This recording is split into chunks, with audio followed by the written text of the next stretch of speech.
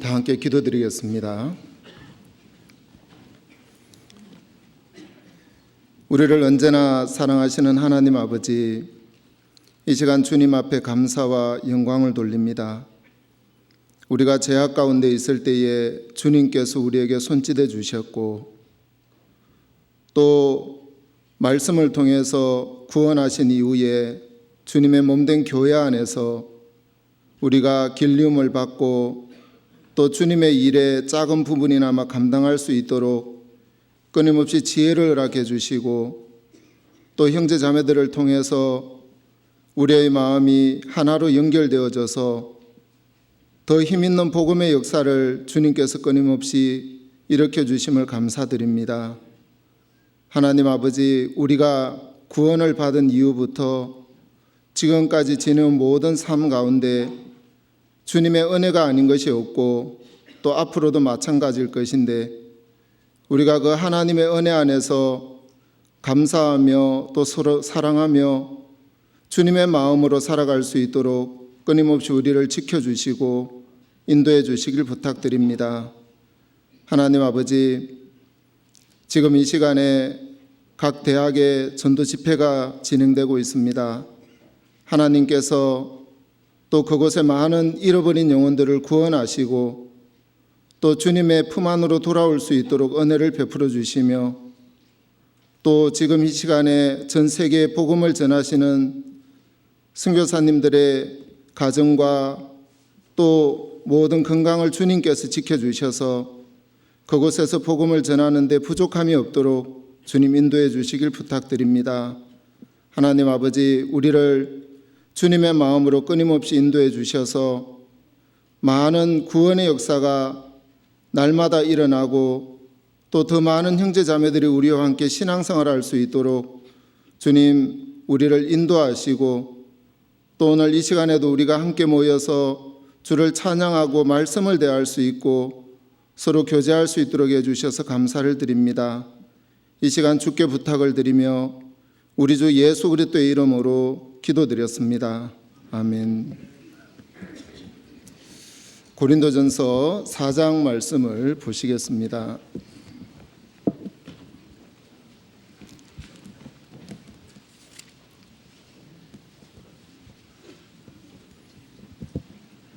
고린도전서 4장 1절에서 8절까지 보시겠습니다.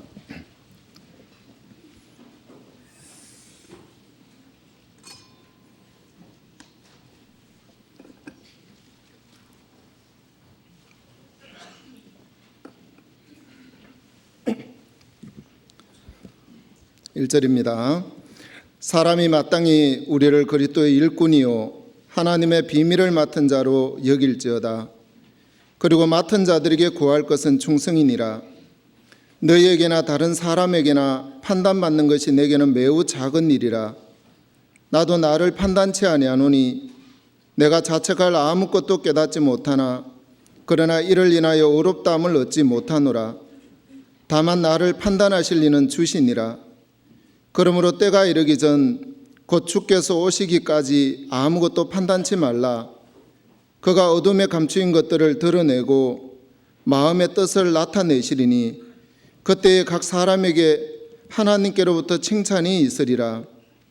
형제들아, 내가 너희를 위하여 이 일에 나와 아볼로를 가지고 본을 보였으니 이는 너희로 하여금 기록한 말씀 밖에 넘어가지 말라 한 것을 우리에게서 배워 서로 대적하여 교만한 마음을 먹지 말게 하려 함이라. 누가 너를 구별하였느뇨? 내게 있는 것 중에 받지 아니한 것이 무엇이뇨? 내가 받았은 적 어찌하여 받지 아니한 것 같이 자랑하느뇨? 너희가 이미 배부르며 이미 부유하며 우리 없이 왕노릇하였도다. 우리가 너희와 함께 왕노릇하기 위하여 참으로 너희의 왕노릇하기를 원하노라. 8절 말씀까지 보시겠습니다. 세상에 많은 이 종교가 있고 또 특히 오늘날 많은 사람들이 교회를 이렇게 다니고 있습니다. 그런데 교회를 다니고 있지만 실제로 이 구원을 받아서 하나님을 참되게 섬기는 사람은 극히 일부분인 것으로 알고 있습니다. 우리가 이 구원을 받을 때 우리의 어떤 행위와 노력에 의해서 한 것이 아니라 주님의 온전한 공로로 구원을 받았던 것처럼 우리가 이제 천국에 가는 그 소망을 주님의 은혜로 가지고 또 신앙생활하는 그 모든 부분에도 우리가 열심히 살고 또 충성되이 살지만 또한 그것조차도 주님의 은혜인 것을 우리는 알 수가 있습니다. 사실 우리가 뭔가를 한다는 그것이 주님께서 은혜를 베풀지 아니하시면 할 수 없는 것을 더욱 간절하게 알게 하시고 또 그것으로 말미암아 주님과 더욱 가까이 지낼 수 있도록 해주는 것을 알 수가 있습니다. 성경에 보면 어떻게 하면 천국 가는지가 너무 자세하게 기록이 되어 있지만 사람들은 그 사실을 정확하게 알지 못하기 때문에 주 예수님도 믿고 나도 믿고 또 주님도 일하고 나도 일을 해서 천국에 가려고 하는 그런 어리석은 마음들을 참 많이 가지고 있습니다. 이 창세기 40장에 보면 바로 이 술 맡은 가는 장과 떡 굽는 가는 장이 왕 앞에 죄를 짓고 옥에 들어갔습니다. 그런데 어떤 영분인지 그들이 하룻밤 똑같은 이 잠을 자고 일어나서 꿈을 꿨는데 한 사람은 그날 죽게 되고 한 사람은 이제 살게 되는 그런 이야기가 있습니다. 여러분, 그건 단순한 이야기가 아니라 하나님께서 우리에게 어떻게 하면 하나님 앞에 설 수 있는가를 잘 가르쳐 주고 있습니다. 구원을 받지 않는 사람에게 어떤 방법으로 하나님 앞에 설 것인가를 가르쳐 주고 있고 또 구원을 받은 우리에게도 어떤 마음으로 주님 앞에 살아야 될 것을 잘 가르쳐 주고 있는 것이 창세기 40장입니다. 그 창세기 40장에 보면 이 술 맡은 가는 장이 꿈을 꾸고 요셉에게 자기의 고민을 이렇게 털어놓습니다. 내가 꿈을 꾸었노라고. 그런데 이 술 맡은 가는 장의 꿈의 해석을 해주는 요셉은 술 맡은 가는 장에게 당신은 사흘 안에 전직을 회복할 거라고 이야기합니다. 하지만 이 떡 굽는 가는 장에게는 당신은 3일 이후에 죽을 거라고 이야기합니다. 그 이야기를 가만히 보면 하나님께서 우리가 예수 그리스도의 공로 외에는 그 어떤 것도 받지 않는 것을 우리에게 말씀하고 있습니다. 신앙생활도 역시 마찬가지로 우리가 교회 안에서 충성되이 살지만 엄밀하게 따져보면 하나님께서 우리에게 은혜를 베풀지 아니하셨으면 내게 건강을 허락하지 않았다면 우리는 전혀 할 수 없는 자인 것들을 주님께서 우리에게 가르쳐 주고 있습니다. 어떤 사람들은 이렇게 이야기합니다. 우리 교회가 열심히 하는 부분에 대해서 이 잘못된 것처럼 이야기하는 사람들이 있는데 여러분, 정말 신앙을 아는 사람은 열심히 살아봐야 됩니다. 그리고 또 열심히 하는 만큼 주님과 더 가까워지는 것을 분명히 알 수가 있습니다. 그건 왜 그러냐면 여러분, 어중간하게 하는 사람과 그냥 해보지 않고 우리가 한다고 되나 주님이 하셔야지 이렇게 이야기하는 사람들이 있습니다. 여러분, 그건 정말 어디까지나 이론이고 해보지 않는 사람은 내 자신이 얼마나 연약하고 하나님의 은혜가 아니면 이 일조차도 또 이 마음조차도 가질 수 없다는 것을 알 수가 없습니다. 여러분, 내가 충성되이 살아본 사람만이 내가 더 한 발 내딛기 위해서 주님께서 이 한 발 또 주장해 주셔야 되는구나. 주님께서 내 마음을 또 다른 쪽 한 발로 더 은혜스럽게 이끌어 주셔야 되는구나 하는 것을 분명히 알 수가 있는데 어떤 사람들은 해보지도 않고 우리가 한다고 되나 주님이 하셔야지 정말 어리석은 이야기들을 하는 것을 가끔 듣게 됩니다. 여러분, 우리가 분명히 하는 거지만 우리는 이제 우리의 것이 아니라 주님의 겁니다. 그래서 내가 뭔가를 하려고 할 때 반드시 주님의 도움이 필요하고 또 주님께서 도와주시기 때문에 우리가 할 수 있는 것이지 내 스스로 내 능력으로 하는 것은 절대 없는 것을 성경의 많은 선진들은 고백하고 있습니다. 그래서 어떤 사람들은 정말 열심히 해야 된다, 그것에 대해서 특별한 거부감을 가지고 있는 것 같더라고요. 그런데 그건 해보지 않으면 신앙은 절대 발전이 없습니다. 그리고 열심히 해본 사람만이 해봤기 때문에 주님의 은혜라는 것을 분명히 깨닫게 되고 더 낮은 마음으로 주님을 섬기게 되고 주님을 바라보게 되도록 그렇게 되어 있더라고요. 하지만 해보지 아니하면 그냥 이론만 마음에 가득 채워져 있기 때문에 그냥 아는 것처럼 하지만 실제로 모르는 거고, 또 뭔가를 많이 깨닫는 것 같지만 실제 삶 속에서는 머물러 버리는 그런 신앙들을 하는 것을 많이 보게 됩니다. 여러분, 우리가 주님 안에서 살아가고 있는 이 모든 것은 다 주께서 우리에게 거저 주신 것들입니다. 여러분, 인생에서 우리가 삶을 사는 것에서 가장 중요한 것들은 하나님이 값없이 거저 주셨습니다. 우리가 천국 가는 이 구원도 그냥 주셨습니다. 그리고 우리가 지금 전혀 못 느끼고 있지만 이 공기도 꼭 필요하지만 주님께서 너무 필요하기 때문에 우리에게 그냥 주신 겁니다. 값없이요. 물도 마찬가지입니다. 여러분, 우리가 누릴 수 있는 이것은, 생명과 연결된 것은 하나님께서 거저 주신 것처럼 여러분, 주님의 은혜로 우리가 살아가고 있는 것을 분명히 알 수가 있습니다. 구원을 받기 전 많은 종교인들이 내가 무엇을 하면 천국에 갈 수 있을까? 어떻게 하면 내가 예수님을 믿지만 천국에 확실하게 들어갈 수 있을까라고 그렇게 생각을 합니다. 여러분, 창세기 40장 한번 찾아보겠습니다.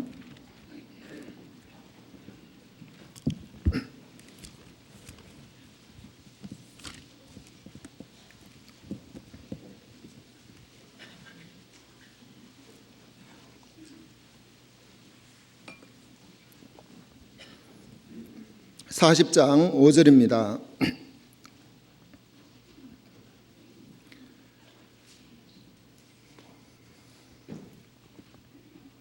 옥에 갇힌 애굽 왕의 술 맡은 자와 떡 굽는 자 두 사람이 하룻밤에 꿈을 꾸니 각기 몽조가 다르더라. 그 다음 9절입니다. 술 맡은 가는장이 그 꿈을 요셉에게 말하여 가로되 내가 꿈에 보니 내 앞에 포도나무가 있는데 그 나무에 새 가지가 있고 싹이 나서 꽃이 피고 포도송이가 익었고 내 손에 바로의 잔이 있기로 내가 포도를 따서 그 즙을 바로의 잔에 짜서 그 잔을 바로의 손에 들였노라. 요셉이 그에게 이르되 그 해석이 이러하니 새 가지는 사흘이라. 지금부터 사흘 안에 바로가 당신의 머리를 들고 당신의 전직을 회복하리니 당신이 이왕에 술 맡은 자가 되었을 때에 하던 것 같이 바로의 잔을 그 손에 받들게 되리이다. 여러분, 이 술 맡은 가는장이 이 꿈을 꿨습니다. 그리고 요셉에게 이 꿈 얘기를 쭉 했는데 요셉은 사흘 안에 당신의 전직이 회복되어져서 여전히 왕 앞에서 술 맡은 자로 살 겁니다라고 이야기를 합니다. 그리고 그 뒤에 떡 굽는 가는장이 이제 그 해석의 기람을 보고 요셉에게 다시 자기의 꿈을 이야기합니다. 17절입니다. 그 윗강줄에 바로를 위하여 만든 각종 구운 식물이 있는데 새들이 내 머리의 광주리에서 그것을 먹더라. 요셉이 대답하여 가로되 그 해석은 이러하니 새 광주리는 사흘이라. 지금부터 사흘 안에 바로가 당신의 머리를 끊고 당신을 나무에 달리니 새들이 당신의 고기를 뜯어 먹으리이다 하더니. 여러분, 여기에서 이 한날 꿈을 꾸고 각각의 다른 모양이지만 한 사람은 이 떡 굽는 가는장의 꿈이었고 또 자기 직업에 맞게 이 술 맡은 가는장은 술에 관한 꿈을 이렇게 꿨습니다. 그런데 술 맡은 가는장은 살더라고요. 그런데 왜 요셉은 이 떡 굽는 가는장에게는 당신은 사흘 안에 죽을 겁니다 라고 이야기했을까요? 이 성경에서 술은 특히 이 포도에 대한 관련된 포도주, 예수님의 피를 의미하잖아요. 그러니 포도 송이에 열린 이 포도즙을 짜서 바로의 잔에 드렸다는 것은 바로 이 술 맡은 간원장이 분명히 어떤 죄를 지어서 감옥에 들어갔는지는 모르지만 다시 왕 앞에 갈 때는 자기의 어떤 뭔가를 가지고 간 것이 아니라 바로 이 피만 들고 갔다는 이야기입니다. 즉 우리가 하나님 앞에 갈 때에 바로 예수 그리스도의 보혈 하나면 충분하다는 의미입니다. 그 어떤 것도 더하지 아니하고 빼지도 아니하고 이 예수 그리스도의 보혈만 가지면 왕 되시는 하나님께서 바로 우리를 받아주신다는 의미거든요. 그럼 왜 이 술 맡은 간원장은 살았는데 떡 굽는 간원장은 죽을 수밖에 없었을까요? 이 떡 굽는 간원장은 떡으로 부족했습니다. 마음에서. 내가 떡 굽는 간원장이었고 떡을 맡고 있지만 이것으로 내가 부족한 것 같은 겁니다. 그래서 이 사람은 그 떡 광주리 위에다가 각종 구운 식물을 더 얹어갔다 그랬습니다. 여러분, 이 식물은 창세기 3장에 보면 가시와 은근키와 싸우고 또 이마에 땀이 흘러서 얻어내는 것이 식물입니다. 인간의 수고의 소산의 결과입니다. 예수님의 피만 의지하고 그것으로 들어가지 못할 것 같고 바로 몸 대신 그 떡 대신은 예수님만 의지해서는 못 갈 것 같으니까 각종 구운 식물을 더 얹어가는 겁니다. 이 떡 굽는 간원장의 모양이 바로 종교인들의 모양입니다. 여러분, 항상 주님을 믿지만 부족한 겁니다. 주님을 믿지만 부족하고 또 자신이 없기 때문에 늘 무엇 하나 더 얹어가야 되는 겁니다. 바로 자신의 수고와 노력의 결과를 들고 가고 싶은 겁니다. 결국 이건 왕 앞에 가면 죽을 수밖에 없는 것처럼 바로 하나님 앞에 가면 이 사람은 영원한 멸망으로 갈 수밖에 없는 것을 이야기하고 있습니다.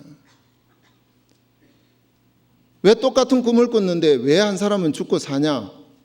그러면 똑같이 왜 하나님을 믿고 있는데 한 사람은 죽고 한 사람은 사냐? 그건 바로 예수님만을 의지하고 살지 않기 때문이라는 겁니다. 구원을 받아도 마찬가지입니다. 여러분, 우리가 구원을 받고 나서 하나님 앞에 설 때에 우리는 내가 충성되이 산 삶도 있고 또 열심히 전도한 것도 있지만 사실 그 엄밀하게 따져보면 내가 아니라 주님의 은혜고 주님의 공로라는 겁니다. 여러분, 우리가 매일같이 살아가는 그 삶들 속에서 하나님께서 내게 은혜를 베풀어 주셔서 내가 주님 앞에 이렇게 살 수 있었습니다. 주께서 내게 은혜를 베풀어 주셔서 내가 전도도 할 수 있었고 주님께서 나를 도와주셔서 내가 내 가정을 영위하고 살 수가 있었습니다. 여러분, 이 마음 외에 내 마음이 들어간다는 겁니다. 가끔 부부 사이에 그런 얘기 하잖아요. 당신 내 아니면 이런 집이라도 하나 가지고 살 줄 알아? 서로 그러잖아요.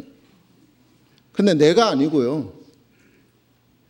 당신 주님 아니면 이렇게 우리가 살 수 있을 것 같아? 이렇게 얘기해야 정상입니다. 그렇죠? 그런데 우리는 내 아니면 그런 생각들이 참 많습니다. 이 땅에 살아가는 수많은 사람들이 그 생각을 하고 내가 아니면 잘 되겠나? 여러분, 이 생각을 하지만 그분들 다 돌아가셔도 잘 돌아가고 있습니다. 여러분, 다만 우리가 어느 위치에서든지 주님의 은혜를 생각하고 주님의 겁니다 하고 돌려드리기를 바라시더라고요. 그건 사실이고요. 그런데 우리는 가끔 속아서 내가 뭔가 한 것처럼 여길 때가 있고 내가 뭔가 했기 때문에 하는 그것으로 인해서 내 마음이 나도 모르게 높아질 때가 있다는 겁니다. 여러분, 그건 속는 겁니다. 여러분, 사무엘 상하에 보면 다윗이라는 사람이 이제 나옵니다. 다윗이 누굽니까? 왕이죠. 여러분, 이스라엘의 두 번째 왕이었는데, 여러분, 이 다윗은 꿈을 가지고 있었습니다. 어떤 꿈이었냐면 이스라엘을 빨리 마음을 하나로 모으고 통일을 시켜서 성전을 지어서 거기에서 하나님을 섬기고 싶었던 겁니다. 거기에서 하나님을 섬기고 찬양을 부르고 늘 이제 이 모든 백성들이 하나님의 백성으로 드릴 수 있기를 다윗은 기대하고 있었습니다. 그런데 그 다윗의 그 원대한 꿈을 늘 방해하는 사람이 있었습니다. 그 사람은 다른 사람이 아니라 다윗 옆에서 가장 가까이 있었으면서도 다윗의 마음을 잘 몰랐기 때문에 늘 자기 마음을 가지고 다윗의 일을 방해한 사람이 있습니다. 그 사람이 바로 요압입니다. 여러분, 이 요압은 다윗이 하나님을 섬기고 하나님의 마음을 가지고 있었지만 요압은 군대 장관으로서 다윗의 마음을 전혀 모르고 있는 것을 알 수가 있습니다. 결국 그것으로 인해서 다윗이 어떻게 하면 이 빨리 사울로 말미암아 흩어진 이 백성들의 마음을 빨리 모을 수 있을까? 그리고 빨리 통일된 이 나라가 되어져서 어떻게 하면 하나님을 우리가 섬길 수가 있을까? 여기에 초점을 맞췄습니다. 우리 교회가 그렇잖아요. 여러분, 주보에 보면 세계선교 우리의 사명입니다. 그렇게 기록되어 있습니다. 매주마다 나오는 주보에 보면 세계선교 소식란에 그렇게 기록되어 있습니다. 그런데 역시 우리 교회가 추구하는 것도 어떻게 하면 이 전 세계에 복음을 전할 수 있을까? 그래서 이 복음으로 말미암아 이 온 세상에 이 듣지 못하는 불쌍한 사람들에게 이 생명을 전해줄 수 있을까? 거기에 초점이 맞춰져 있습니다. 그런데 구원을 받고 이 교회 안에 있지만 우리가 거기에 초점을 맞추지 못하면 오히려 이 요압과 같은 삶을 살게 되는 겁니다. 성경 한번 찾아보겠습니다. 사무엘하 7장입니다.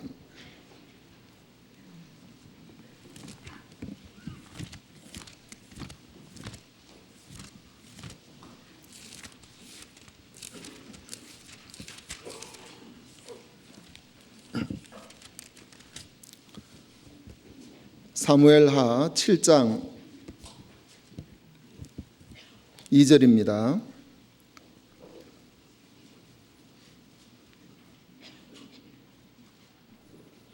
왕이 선지자 나단에게 이르되 볼지어다 나는 백향목 궁에 거하거늘 하나님에게는 휘장 가운데 있도다.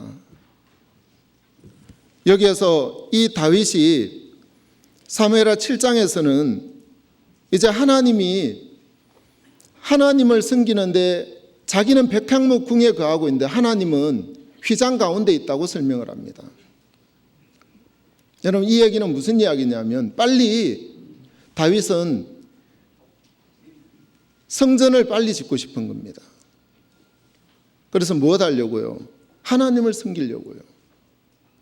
그 뒤에 보면 하나님께서 이 다윗의 마음을 아시고 누구도 생각하지 않은 것들을 다윗이 생각하는 것을 보면서 굉장히 기뻐하시는 것을 알 수가 있습니다.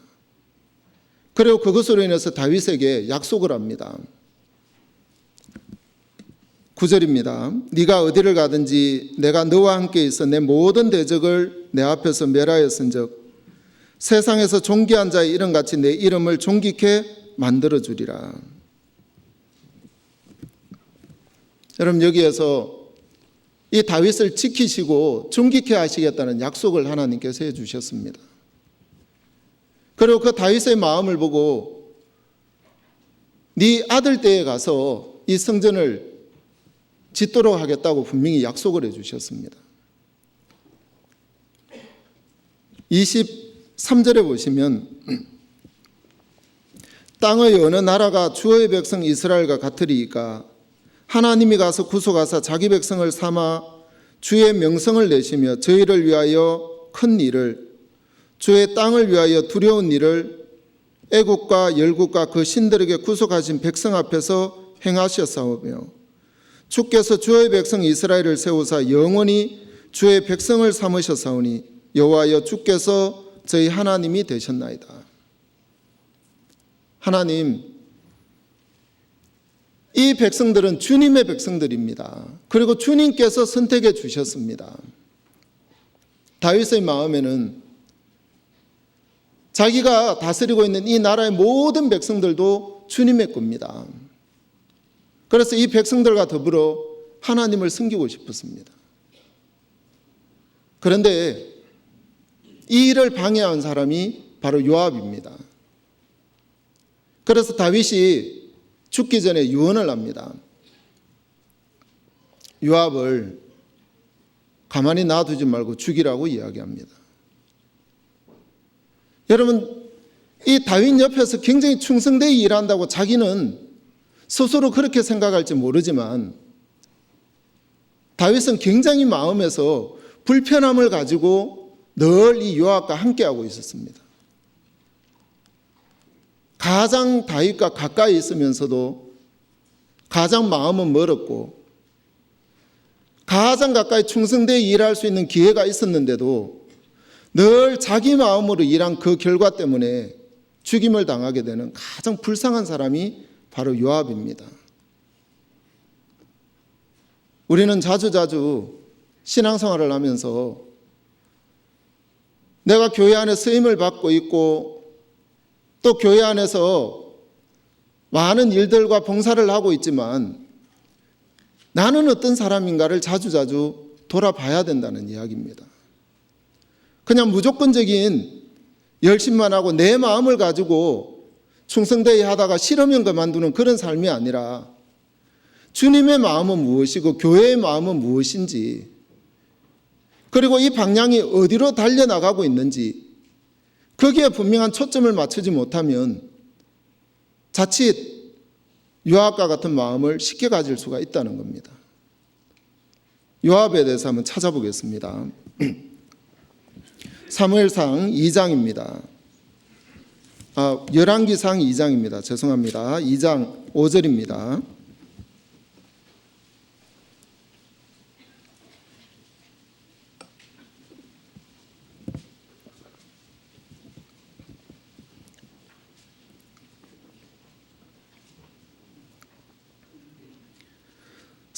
스루야의 아들 요압이 내게 행한 일 곧 이스라엘 군대의 두 장관 네르의 아들 아브넬과 예델의 아들 아마사에게 행한 일을 내가 알거니와 저가 저희를 죽여 태평시대에 전쟁의 피를 흘리고 전쟁의 피로 자기의 허리에 띈 띠와 발에 신은 신에 묻혔으니 내 지혜대로 행하여 그 백발로 평안히 음부에 내려가지 못하게 하라.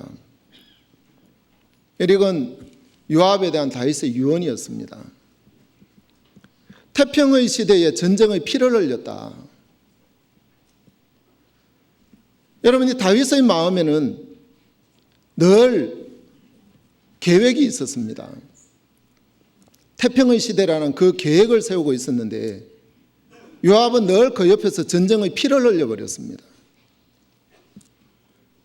그 부분에 대해서 한번 찾아보겠습니다. 첫 번째 여기에 5절에 보시면 두 거대 장관 네르의 아들 아브넬과 예델의 아들 아마사에게 행한 일이라 그랬습니다. 여기 이 아브넬에게 어떤 일을 했는지 또 왜 여기에서 아마사에게 어떤 일을 했길래 이 다윗은 이렇게 진노하고 태평의 시대에 전쟁의 피를 흘렸다고 이야기하는지 그 앞에 사무엘하 3장을 보시겠습니다.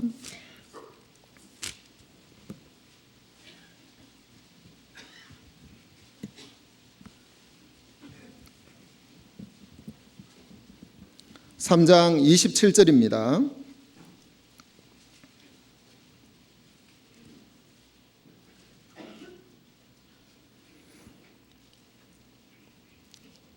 아브넬이 헤브론으로 돌아오매 요압이 더불어 종용이 말하려는 듯이 저를 데리고 성문으로 들어가서 거기서 배를 찔러 죽이니 이는 자기의 동생 아사엘의 피를 인함이더라. 여러분, 여기에서 이 아브넬이 이제 다윗과 친분을 맺고 화친을 하고 난 이후에 이 요압에게 이제 왔었는데, 이 요압이 조용히 불러서 이야기하는 것처럼 꾸며가지고 데리고 가서 죽여버렸습니다. 그 이유는 다른 게 아니라 바로 30절에 보시면 요압과 그 동생 아비새가 아브넬을 죽인 것은 저가 기브온 전쟁에서 자기 동생 아사엘을 죽인 까닭이었더라. 여러분, 왜 아브넬을 죽였냐면 자기 동생을 이제 이 아브넬이 죽인 것으로 인해서 바로 이 복수를 한 겁니다. 그런데 이 다윗의 마음에는 이 아브넬을 살려준 분명한 이유가 있습니다. 그 이유가 왜 그러냐면 사울이 죽고 난 이후에 이제 나라가 굉장히 흉흉해져 버렸고 민심이 다 흩어졌을 때 이 사울의 집안에 모든 민심을 붙들고 있는 사람이 바로 이 아브넬이었습니다. 그 앞에 보시면 2장 보시겠습니다. 2장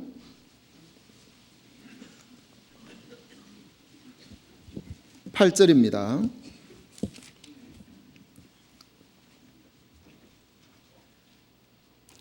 사울의 군장 네러의 아들 아브넬이 이미 사울의 아들 이스보셋을 데리고 마하나임으로 건너가서 길르앗과 아술과 이스라엘과 에브라임과 베냐민과 온 이스라엘의 왕을 삼았더라.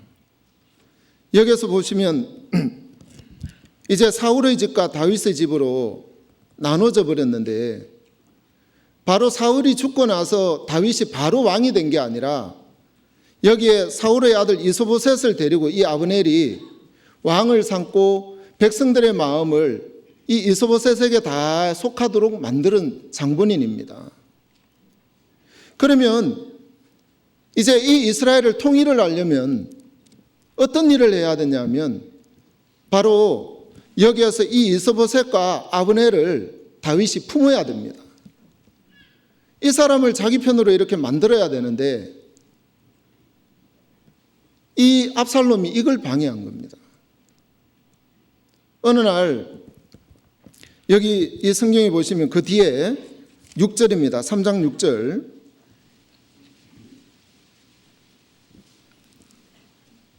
사울의 집과 다윗의 집 사이에 전쟁이 있는 동안에 아브넬이 사울의 집에서 점점 권세를 잡으니라. 여기에 사울의 집에서 아브넬이 점점 권세를 잡고 이스라엘 백성들의 마음을 이제 이 아브넬 쪽으로 이제 다 기울도록 만들어졌습니다. 그 뒤에 이 9절에서 이제 10절 이후에 보면 이 아브넬이 맹세를 합니다. 자, 9절 보겠습니다. 여호와께서 다윗에게 맹세하신 대로 내가 이루게 아니하면 하나님이 아브넬에게 벌 위에 벌을 내리심이 마땅하니라. 그 맹세는 곧 이 나라를 사울의 집에서 다윗에게 옮겨서 그 위를 단에서 브엘세바까지 이스라엘과 유다에 세우리라 하신 것이니라 하매. 자, 여기에 이 아브넬이 이제 결심을 하는 겁니다. 단에서부터 브엘세바까지 이스라엘의 전체에 있는 그 나라를, 사울의 집안에 있는 나라를 이제 다윗에게 돌려줘야 되겠다 라고 이 아브넬이 이스보셋에게 이야기를 하고 다윗을 찾아갔습니다. 다윗은 이 아브넬을 받아들인 겁니다. 그런데 이 요압은 자기 개인의 감정 때문에 이 다윗이 왜 적군의 군장이었는데 왜 살려주냐, 이해를 할 수가 없는 겁니다. 그래서 자기 눈에 보기 좋은 대로, 자기 마음에 이끌어지는 대로 그냥 아브넬을 불러다가 죽여버렸습니다. 여러분, 지금 이 백성들의 민심은 다 누구에게 속해져 있냐면 바로 이 아브넬에게 다 속해져 있습니다. 즉 다시 말해서 이 아브넬을 죽이면 다윗과 백성들 사이에 하나가 되는 게 아니라 나눠져 버리고 나라가 하나로 뭉쳐지기가 너무너무 어려워져 버립니다.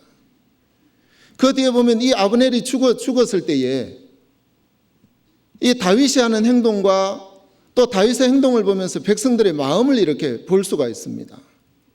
그 뒤에 보시면 3장 29절입니다.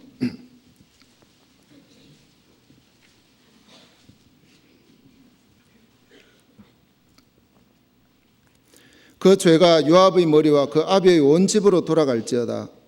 또 요압의 집에서 백탕병자나 문둥병자나 지팡이를 의지하는 자가 칼에 죽는 자나 양식이 핍절한 자가 끊이지 아니할지로다 아니라. 여러분, 여기에서 이 다윗은 요압을 향해서 저주를 합니다. 굉장히 무서운 저주를 하고 있습니다. 그 뒤에 보시면 32절입니다. 아브넬을 헤브론에서 장사하고 아브넬의 무덤에서 소리를 높여 울고 백성도 다 우니라. 여러분, 아브넬이 죽었는데 백성들이 아무 관련이 없으면 울 일이 없습니다. 그만큼 이 백성들의 마음은 아브넬에게 굉장히 많이 기울어져 있었다는 겁니다.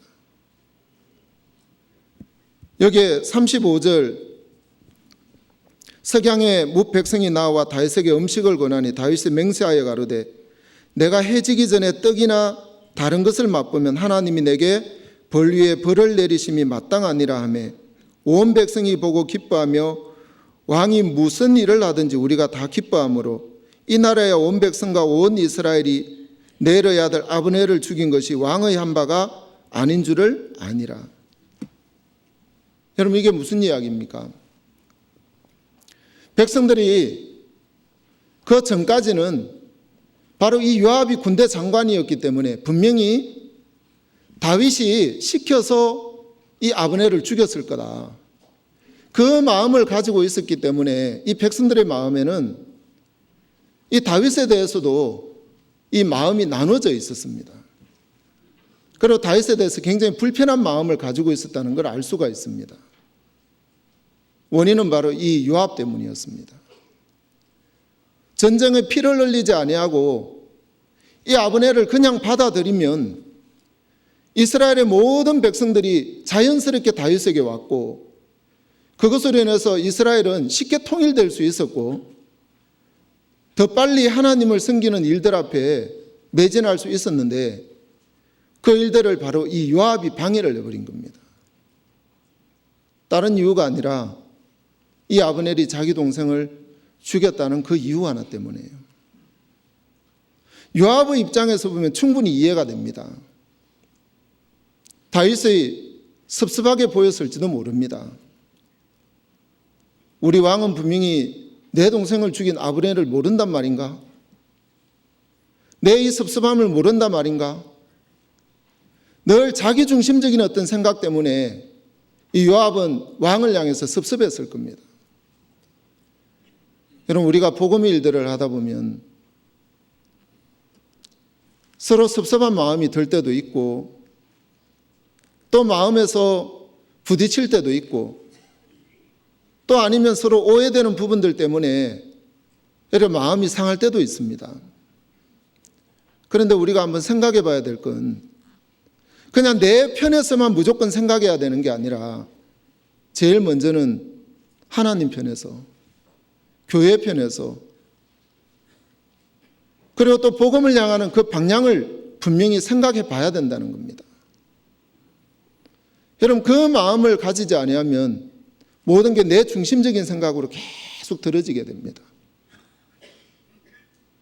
여러분, 우리가 교회 안에 어떤 일들을 해도 그렇습니다.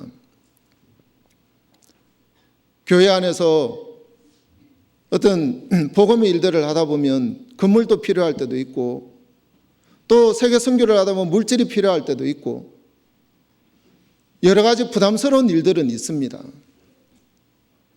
그런데 이런 부담스러운 일들 앞에 내 편에서만 생각해 보면 저거 왜 해야 돼? 그냥 지금 이대로가 좋은데.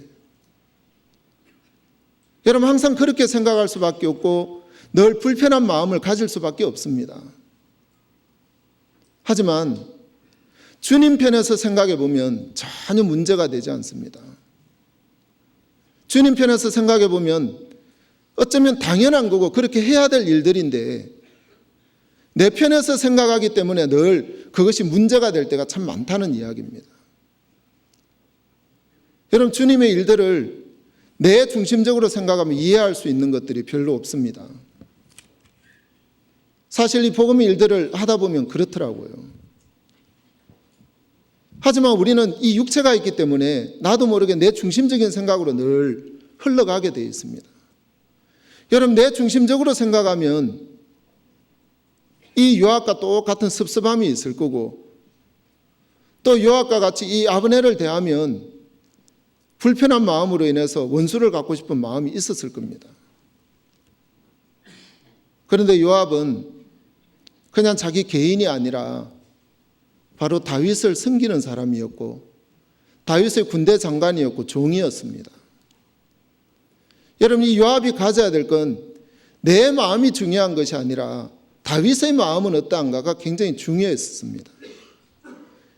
복음의 일을 하는 모든 그리스도인들은 내 마음이 어떠냐가 중요한 게 아니라 하나님의 마음은 어떠하고 교회의 마음은 어떠하고 교회가 지금 나아가는 방향은 어떠한지를 먼저 생각해야 된다는 겁니다.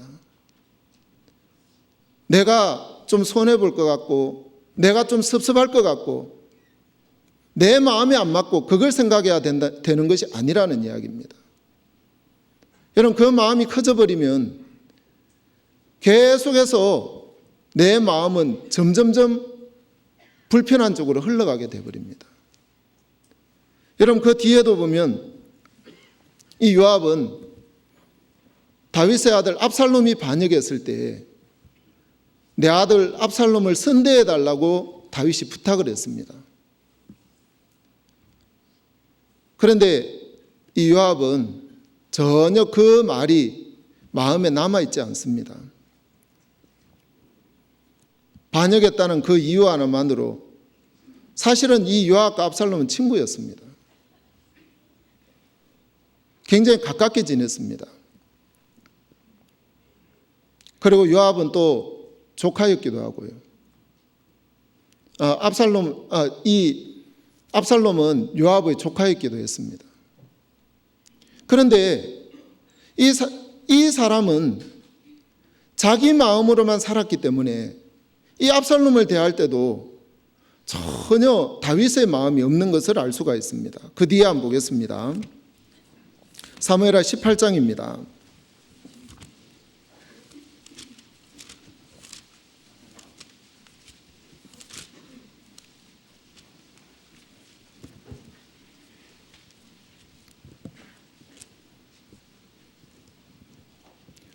사무엘하 18장 33절입니다.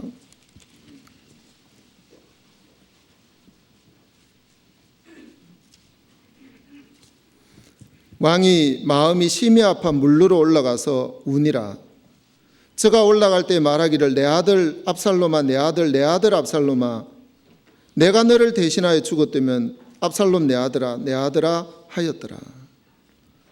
여러분 이 장면만 딱 보면 다윗이 자기 아들 때문에 굉장히 슬퍼하는 장면인 것처럼 보입니다. 물론 아들이 죽었기 때문에 슬퍼했을 겁니다. 그런데 앞에서 이야기했던 것처럼 이 압살롬이 반역을 일으킬 때 이스라엘의 모든 민심을 다 도둑질해 버렸습니다. 그래서 이스라엘 모든 민심이 누구에게로 기울어졌냐면 이 압살롬에게 기울어져 있었기 때문에 다윗은 자기 아들 그 이상으로 이 압살롬을 그냥 사로잡아서 데려오기를 바랬습니다. 왜냐하면 이 압살롬이 살아있어야 바로 이 백성들의 마음도 같이 자기 편으로 데리고 올 수 있었기 때문이었습니다.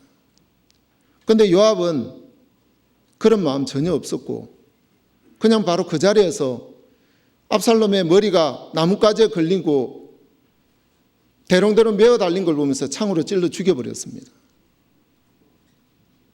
그리고 그렇게 슬퍼하는 이 다윗을 향해서 이 요압은 이렇게 이야기합니다. 5절입니다. 요압이 19장 5절입니다. 요압이 집에 들어가서 왕께 말하되 왕께서 오늘 왕의 생명과 왕의 자녀의 생명과 처첩들의 생명을 구원한 모든 신복의 얼굴을 부끄럽게 하시니 이는 왕께서 미워하는 자는 사랑하시며 사랑하는 자는 미워하시고 오늘 장관들과 신복들을 멸하심을 나타내심이라. 오늘 내가 깨달으니 만일 압살롬이 살고 오늘 우리가 다 죽었다면 왕이 마땅히 여기실 뻔하였나이다. 지금 무슨 이야기를 하는 겁니까? 이 요압은 다윗이 슬퍼하는 거 보고 따지는 겁니다. 어느 사이에 이 요압은 다윗에게 큰 소리 칠 수 있는 위치까지 그 마음이 올라가 버렸습니다.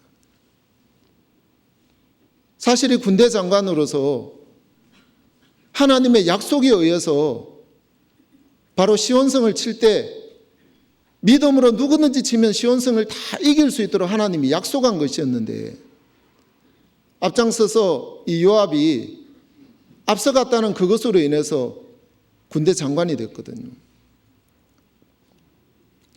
군대 장관이 되어져서 은혜로 그 자리를 지키고 다윗의 마음을 알아가야 되는데 이 다윗 옆에 있으면서 다윗의 어떤 허물도 볼 수 있었고 또 다윗의 일을 같이 했고 또 전쟁의 승리도 맛봤고 많은 것들을 해왔기 때문에 이 요압은 자기도 모르게 다윗과 같은 마음을 가질 수 있었고 같은 위치에 있을 수 있는 것을 알 수가 있습니다. 여러분, 그리스도인이 가장 조심해야 될 게 바로 이 부분이더라고요. 내가 주님 앞에 열심히 한 것으로 또 은혜를 입은 것으로 내가 가지고 있는 그 위치 때문에 항상 내 마음이 높아질까 늘 조심해야 될 부분들이 바로 이 요압을 보면 알 수가 있습니다. 요압이 큰 소리칩니다. 만약에 우리가 죽었으면 기뻐했을 거네요. 왜 이 원수 같은 이 압살롬이 죽었다고 해서 당신 아들이기 때문에 이렇게 슬퍼하는 겁니까? 그 뒤에 7절입니다. 이제 곧 일어나 나가서 왕의 신복들의 마음을 위로하여 말씀하옵소서. 내가 여호와를 가리켜 맹세하옵나니 왕이 만일 나가지 아니하시면 오늘 밤에 한 사람도 왕과 함께 머물지 아니할지라. 그래야면 그 화가 왕의 젊었을 때부터 지금까지 당하신 모든 화보다 더욱 심하리이다. 이제는 조금 더 나아가서 뭘 합니까? 협박까지 합니다. 그렇죠? 이제 내 말대로 안 하면 아무도 당신 곁에 없을 겁니다. 여러분, 굉장히 옳은 이야기 같지만 이 내용 속에는 요압의 마음이 읽어집니다.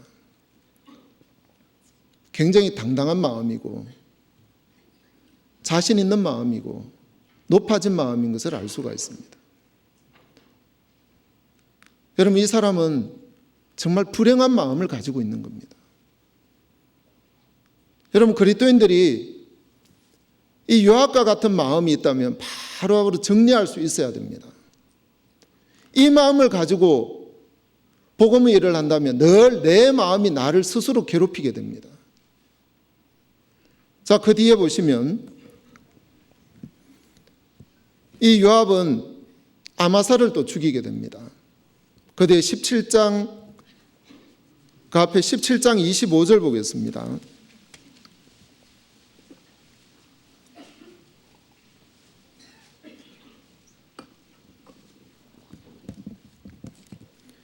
압살롬이 아마사로 요압을 대신하여 군장을 삼으니라. 아마사는 이스라엘 사람 이드라라 하는 자의 아들이라. 이드라가 나하스의 딸 아비갈과 동침하여 저를 낳았으며 아비갈은 요압의 어미 스루야의 동생이더라.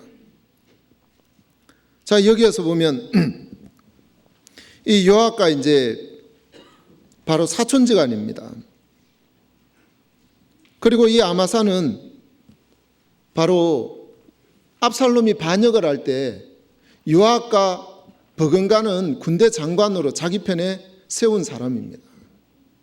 즉 다시 말해서 이 이스라엘 백성들의 민심이 이 아마사에게 있고 바로 이 압살롬에게 있었다는 이야기입니다. 그런데 이 민심이 이제 압살롬이 죽었기 때문에 어디로 흘러가냐면 이 아마사에게로 또 흘러갔습니다. 바로 이 압살롬이 다 백성들의 마음을 도둑질해서 자기 편으로 만드는 그 민심을 이야기합니다. 그렇기 때문에 이 다윗은 어떻게 하든지 이 아마사를 품어야 되는 겁니다. 압살롬의 군대 장관이었으니까요. 그런데 요압은 이것조차 허용하지 않습니다. 그 뒤에 보시면 19장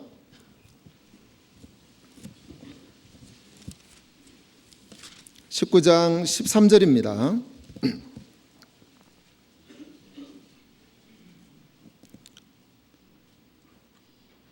너희는 또 아마사에게 이르기를 너는 내 고륙이 아니냐 내가 요압을 대신하여 항상 내 앞에서 군장이 되지 아니하면 하나님이 내게 벌 위에 벌을 내리시기를 바라노라 하셨다 하라 하여.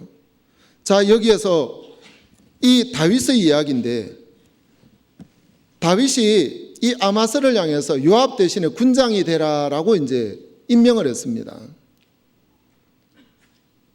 여러분, 다윗은 이 아마사를 군대 장관으로 세워놓으면 백성들이 이 아마사를 향해서 다 돌아오기 때문에 나라가 쉽게 통일되는 거예요. 그런데 요압의 입장에서 한번 보십시오. 요압이 봤을 때 자기 자리 뺏겼잖아요. 이 아마사는 반역자인데 반역자를 군대 장관으로 세워서 자기 자리를 빼앗는 게 도저히 이해가 안 되는 겁니다. 여러분, 이렇게 일하는 다윗도 이해도 안 되고 이 아마사를 원수처럼 여기게 됩니다. 그 뒤에 보시면 8절입니다. 20장 8절.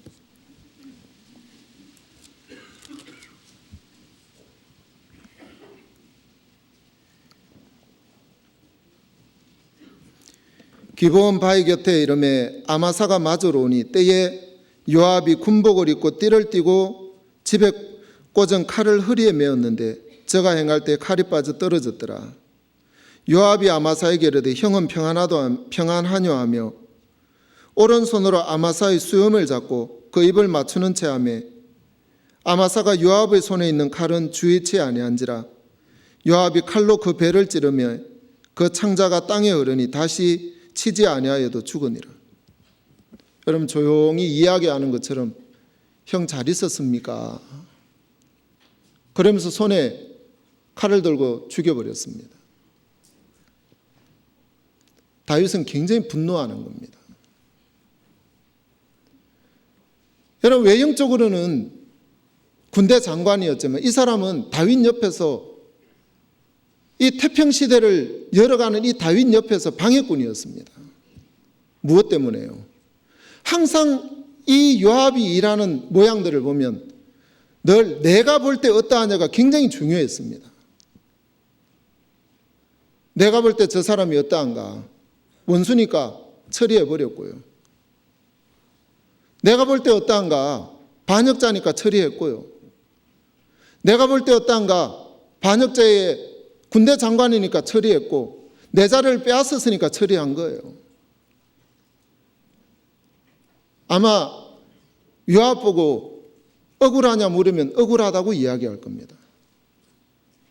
하지만 이 요압은 다윗 안에 있는 하나님에게 초점이 맞춰져 있는 그것을 전혀 볼 눈이 없었기 때문에 늘 자기 마음에 끌어지는 대로 끌려서 살아가 버린 겁니다. 여러분, 우리가 복음 일들을 하면서 또 교회 안에서 같은 성도로 지내면서 여러분, 우리는 많은 일들을 하지만 내 마음을 가지고 있으면 늘 아마사처럼 전쟁을 하게 됩니다. 부딪히게 되고 늘 불편한 마음을 가지게 되고 크게는 교회를 향해서 또 작게는 옆에 형제 자매들을 향해서 이런 마음을 가지고 늘 살게 된다는 겁니다. 누구 마음 때문에요? 복음 앞에 맞춰지지 않는 그 마음, 초점이 달라져 버린 그 마음 때문에 늘 이런 마음, 전쟁하는 마음을 가지고 사는 겁니다. 여러분, 이건 굉장히 불행한 마음입니다. 여러분, 다윗에게 초점이 맞췄다면 아마 이 요압은 굉장히 행복한 사람이 됐을 겁니다. 다윗이 성전을 준비할 때 그는 옆에서 볼 수 있었을 거고, 또 다윗이 죽고 난 이후에라도 그는 아마 영웅이 됐을 겁니다. 다윗과 같은 마음으로 성전의 재료를 준비하는 그 모든 것들과 나라를 통일시키는 그게 온 마음을 쏟은 그것 때문에 이 요압은 영웅이 됐을 건데, 자신의 그 마음 하나 컨트롤하지 못하고 늘 자기 마음 가지고 다윗을 본 그 결과가 그는 결국에 백발로 평안히 내려가지 못하고 죽임을 당하게 되는 겁니다. 여러분, 제일 불행한 사람이 바로 이 사람입니다. 얼마든지 하나님의 영광을 볼 수 있었고, 얼마든지 그 영광 속에서 같이 참여하고 같이 즐거워하고 존귀함을 입을 수 있었던 그 위치였지만, 그는 하나의 범인과 같은 그 죽음을 맞이하게 되는 겁니다. 여러분, 이건 그냥 요압의 이야기가 아니라 구원을 받은 그리스도인이라면 누구나 없이 이 요압처럼도 될 수 있고, 아니면 그 반대 인물이 될 수도 있는 겁니다. 어느 중심으로 내가 내 마음을 드리고 살 거냐에 따라서입니다. 어느 중심으로요? 여러분, 결국에는 이 요압은 버려졌습니다. 고린도전서 9장에 보시면 9장 26절입니다.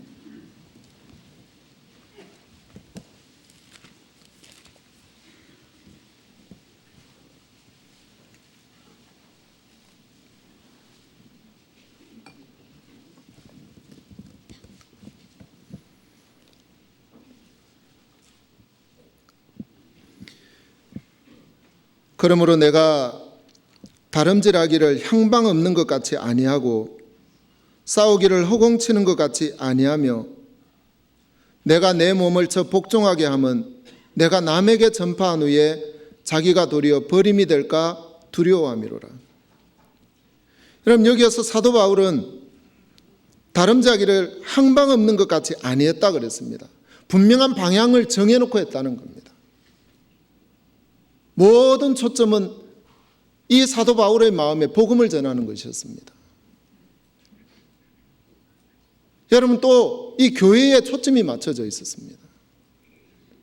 어떻게 하면 이 교회 안에 구원을 받은 같은 그리스도인들이 힘을 합쳐서 이 복음을 전할까? 이 핍박을 뛰어넘어가면서 어떻게 하면 한 사람에게 복음을 전할 수 있을까? 여기에 초점이 맞춰져 있었습니다. 그리고 자신의 내적으로는 늘 하나님과 멀어지지 않았는지 늘 두려워했고, 또 높아지지 않았는지 늘 살펴보고 자기를 늘 낮추고 살았습니다. 그리고 자기의 능력을 믿지 아니하고 하나님의 늘 도움을 구하고 사는 삶을 살았습니다. 여기에 허공을 치는 것 같이 아니하며 그랬습니다. 복음의 싸움을 허공치는 것처럼 아니하고 분명한 싸움의 목적을 가지고 사도 바울은 달려갔다고 되어 있습니다. 내가 내 몸을 저 복종했다 그랬습니다. 여러분, 그리스도인들은 내 마음이 어떠하냐, 내 하고 싶은 게 뭐가 있냐, 이것으로만 사는 것은 그리스도인이 아닙니다. 이건 세상 사람들이 자유다 생각하고 내가 원하는 대로 이렇게 사는 게 자유라고 생각하는 겁니다. 그런데 진정한 자유는 그것이 자유가 아닙니다. 여러분, 참된 자유는 누릴 수 있는 자유도 있어야 되지만 그 누리는 것을 절제하고 버릴 수 있는 자유도 있어야 되는 겁니다. 세상에서 사람들이 교회를 오라 그러면 술도 못 먹고 담배도 못 피고 이런 이야기합니다. 여러분, 그게 자유입니까? 아니요, 노예가 되어버렸습니다. 진짜 자유는 내가 술을 먹다가도 주님을 섬기면서 그것을 버릴 수 있는 게 자유입니다. 담배를 피다가도 끊을 수 있는 그게 자유가 되는 겁니다. 내가 육신을 즐기다가도 그것을 버릴 수 있는 게 자유가 되는 겁니다. 여러분, 이것은 진짜 자유인데 내가 하고 싶은 대로 하는 게 자유라고 생각을 하는 겁니다. 이건 자유가 아닙니다. 여러분, 고난 속에 들어갈다 할지라도 그 고난 속에서도 참된 평안을 가질 수 있는 것이 그리스도인의 자유입니다. 내가 부유 속에 있다 하지만 또 내 마음이 가난 속에 들어갈 수 있는 그 자유도 가질 수 있는 것이 바로 그리스도인의 특권이라는 겁니다. 내 육체가 원하는 대로 내가 하고 싶은 거 다 해가면서 내 육체를 적당하게 즐겨가면서 신앙생활하는 것, 그건 자유가 아니라는 겁니다. 초점은 내 이 건강한 육체로 또 주님이 허락한 이 물질로 복음 앞에 어떻게 하면 드릴 수 있을까? 어떻게 하면 사용받을 수 있을까? 어떻게 하면 더 주를 기쁘게 할 수 있을까? 또 나아가서는 무엇이 주님을 불편하게 만들까? 내 삶 속에 주를 거스리는 것이 뭐가 있고 교회를 거스리는 것이 뭐가 있을까? 늘 돌아봐야 되더라고요. 여러분, 돌아봐도 부족한데 안 돌아보면 전혀 모르는 겁니다. 그렇거든요. 그래서 여기에 보면 27절, 내가 내 몸을 쳐 복종하면 내가 남에게 전파한 후에 자기가 도리어 버림이 될까 두려워합니다. 사도 바울은 버림이 될까 두려워한다 그랬습니다. 복종한다는 게 뭐입니까? 육신을 쳐서 그리스도에게 노예가 되는 겁니다. 종이 되는 거예요. 여러분, 종된 삶은 자신의 주장이 없습니다. 여러분, 종된 삶은 나를 내세우지 않습니다. 여러분, 이 종된 삶은 아니요라는 것이 없습니다. 얘만 있더라고요. 여기에 초점이 맞춰져 있는 거예요. 이 요압의 마음에는 자신의 옳은 것들이 굉장히 강했고 그 옳은 것으로 인해서 생명하고는 전혀 상관이 없었습니다. 늘 그 태평의 시대를 가로막는 어리석은 짓을 계속했습니다. 즉 다윗의 마음을 늘 상하게 하고 늘 고통스럽게 만들어버렸습니다. 그래서 이 스루야의 아들들을 내가 제어하지 못하겠다. 다윗의 고민이었습니다. 어찌할꼬 하고. 여러분, 생명 앞에 우리는 살고 있습니다. 어떻게 하면 우리 주변에 한 사람이 구원을 받을 수 있을까? 거기에 우리의 모든 역량을 쏟고 있는 겁니다. 교회는 어떻게 하면 이 대한민국의 수많은 사람들 다 구원받을 수 있을까? 아니면 나아가서 어떻게 하면 한 나라라도 더, 또 한 도시라도 더 복음을 전할 수 있을까? 여기에 온 역량을 집중하고 있습니다. 그리고 물질을 아끼지 아니하고 쏟아 부어도 한 사람의 영혼이 구원받는다면 아까워하지 않습니다. 왜냐하면 주님의 생명 앞에 초점이 맞춰져 있기 때문입니다. 다윗이 하나님을 섬기는 데 초점을 맞춘 것처럼 교회 역시 하나님을 섬기고 복음을 전하는 데 초점이 맞춰져 있습니다. 우리 개인적으로 봐도 그렇습니다. 생명에 초점을 맞추고 있는데 내가 옳다는 것이 뭐가 그리 중요하고 내 주장이 뭐가 그리 중요하냐는 겁니다. 이 생명 앞에서요. 열왕기상 3장에 보면 생명 앞에 있는 두 여인이 나옵니다. 이 두 여인의 마음은 전혀 다르게 나타납니다. 열왕기상 3장을 한번 보시겠습니다.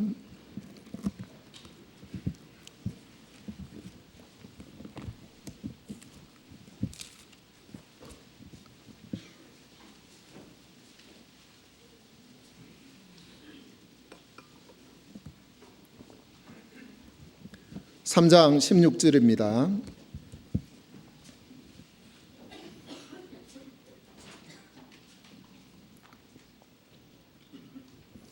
때에 창기 두 계집이 왕에게 와서 그 앞에 서며 한 계집은 말하되 내 주여 나와 이 계집이 한 집에서 사는데 내가 저와 함께 집에 있으며 아이를 낳았더니 나의 해산한 지 3일에 이 계집도 해산하고 우리가 함께 있었고 우리 둘 외에는 집에 다른 사람이 없었나이다. 그런데 밤에 저 계집이 그 아들 위에 누움으로 그 아들이 죽었으니 저가 밤중에 일어나서 계집 중 나의 잠든 사이에 내 아들을 내 곁에서 가져다가 자기의 품에 누이고 자기의 죽은 아들을 내 품에 뉘었나이다.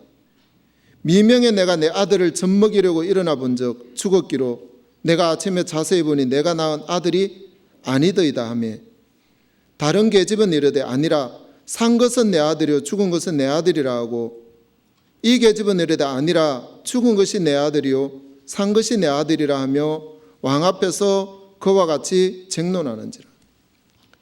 여러분 여기에 이 두 여자가 아이를 낳았는데 한 여자가 잠을 자다가 태어난 지 3일 되는 아이를 깔아뭉개서 죽여버렸습니다. 여러분 그렇게 미련한 여자 있습니까? 너무 미련하잖아요. 생명에 관심이 없다는 겁니다. 여러분 대부분 어머니들 보면 청년 때에는 시집가기 전에 결혼해서 안 오면 애 키우겠나 부모님들이 걱정한다 그러더라고요. 그런데 결혼하고 나면 어떻습니까?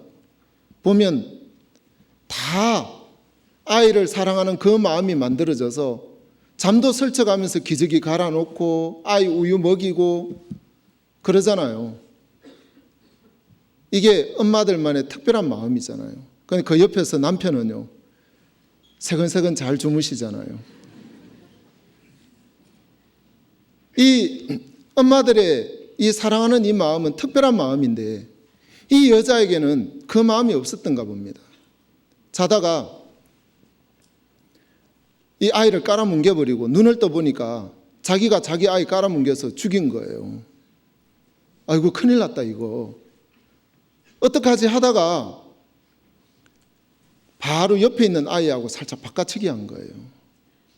그리고 태연하게 자기 죽은 아이는 그 옆에 아줌마 주고 사나이를 이제 끌어안고 새근새근 자고 있는데 그 옆에 있는 이제 이 여자가 일어나서 아이를 보니까 죽어 있는 거예요. 놀래가지고 이거 어떡하지 막 그러고 얼굴을 보는데 자기 아이가 아닌 거예요. 여러분 엄마들은 아이 알아요 몰라요? 내 아이 알잖아요. 이제 그때부터 싸움이 시작된 겁니다. 서로 내 아이라고. 그래서 누구 앞에 갔냐면 이 솔로몬 앞에 간 거예요. 솔로몬이 가만히 다 들어보니까 판결을 이제 해야 되는 겁니다. 그래서 솔로몬이 이렇게 이야기합니다. 24절 또 가로되 칼을 내게로 가져오라니 칼을 왕의 앞으로 가져온지라. 왕이 이르되 사나들을 둘에 나눠 반은 이에게 주고 반은 저에게 주라. 여러분 아이를 보면서 왕이 이렇게 명령합니다. 여봐라 칼 가져와라. 서로 산 아이를 두고 서로 자기 거라고 하니 이 칼로 반을 탁 쪼개가지고 나눠줘라 그렇게 이야기했습니다. 그러니까 어떻게 합니까? 26절 그 산 아들의 어미 되는 계집이 그 아들을 위하여 마음이 불붙는 것 같아서 왕께 아뢰어 가로되 청컨대 내 주여 산 아들을 저에게 주시고 아무쪼록 죽이지 마옵소서 하되 한 계집은 말하기를 내 것도 되게 말고 내 것도 되게 말고 나누게 하라 하는지라. 여러분 진짜 엄마의 마음과 가짜 엄마의 마음이 드러나는 거예요. 여러분 생명에 관심 있는 사람과 생명에 관심이 없는 사람의 마음이 드러나는 겁니다. 진짜 엄마는 탁 쪼개려고 할 때 뭐라고 합니까? 왕이시여 그 아이 제 아이 아닙니다. 저 여자에게 주십시오. 그런데 가짜 엄마는 아유 생각 잘 하셨습니다. 다 쪼개가지고 나눕시다. 생명에 관심이 없어요. 만약 진짜 엄마도 끝까지 자기 주장만 고집하고 고집스럽게도 제 아이입니다. 제 아이입니다. 어떻게 하든지 자기 주장만 이야기했다면, 자기 옳은 것만 내세웠다면 이 아이는 죽는 겁니다. 그럼 여기에서 우리는 뭘 알 수가 있습니까? 생명에 초점이 맞춰져 있는 사람은 때때로 내가 아무리 옳은 것이 있다 할지라도 한 번씩은 내려놓을 수 있어야 되는 겁니다. 여러분, 생명에 초점이 맞춰져 있으면 교회 안에 신앙생활을 하면서 내가 볼 때 옳은 것이 있다 할지라도 생명에 초점을 맞추는 사람은 내 옳음도 버릴 수 있어야 되는 겁니다. 아니면 네 옳은 것을 가지고 늘 요압처럼 전쟁하고 사는 겁니다. 부부 사이에도 그렇습니다. 여러분, 부부싸움 하는 이유는 큰 것 가지고 절대 싸우지 않습니다. 자그마한 거, 왜 양말 여기 벗어났어? 신발 왜 신발장에 안 넣었어? 별것 아닌 거잖아요. 곰곰이 따져보면 그래요. 근데 서로 옳다고 그럽니다. 저는 결혼할 때 제일 첫 번째 싸움이 치약이었습니다. 아침에 출근하려고 하는데 치약이 허리가 짤록하게 짜져 있더라고요. 그래서 제가 제 아내를 불렀습니다. 치약은 허리부터 짜는 게 아니고 밑에서부터 이렇게 예쁘게 짜라고.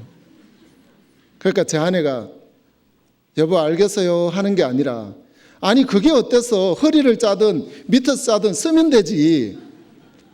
그래가지고 한바탕 했거든요. 지금 생각해 보면 뭐 튜브로 된 치약 밑에서 짜나 허리를 짜나 나중 마무리만 잘 쓰면 되는데 그거 서로 옳다고 막 싸운 거예요. 그러면서 서로 마음 상하고 저녁에 이제 퇴근해가 돌아와도 뭔가 서먹서먹한 거예요. 여러분, 우리가 신앙생활 할 때도 그렇더라고요. 교회를 향해서 또 형제 자매들을 향해서 또 교회 안에서 맡은 직분 있는 형제 자매들을 향해서 또 아니면 이제 막 구원받은 형제 자매들을 향해서 누구든지 간에 생명의 초점을 잃어버리면 늘 이 주장을 하게 되는 겁니다. 복음 앞에 초점을 맞추지 않으면 내가 보기에 어떠하냐가 중요하게 되는 겁니다. 그럼 여기에 끌려가 버리는 거예요. 압살롬이 반역을 할 때 백성들에게 그 마음을 집어넣어 준 겁니다. 백성들의 도둑질을 할 때, 백성들의 마음을 도둑질할 때 압살롬은 네가 옳고 바르다고 이야기해 줬습니다. 한번 찾아보겠습니다. 사무엘하 15장입니다.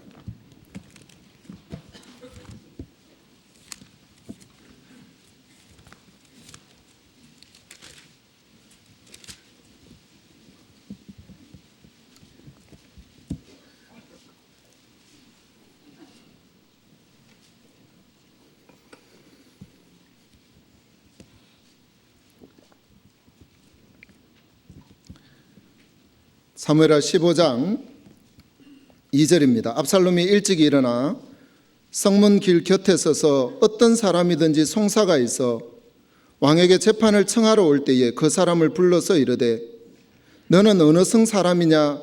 그 사람의 대답이 종은 이스라엘 아무 지파에 속하였나이다 하면 3절은 같이 읽겠습니다.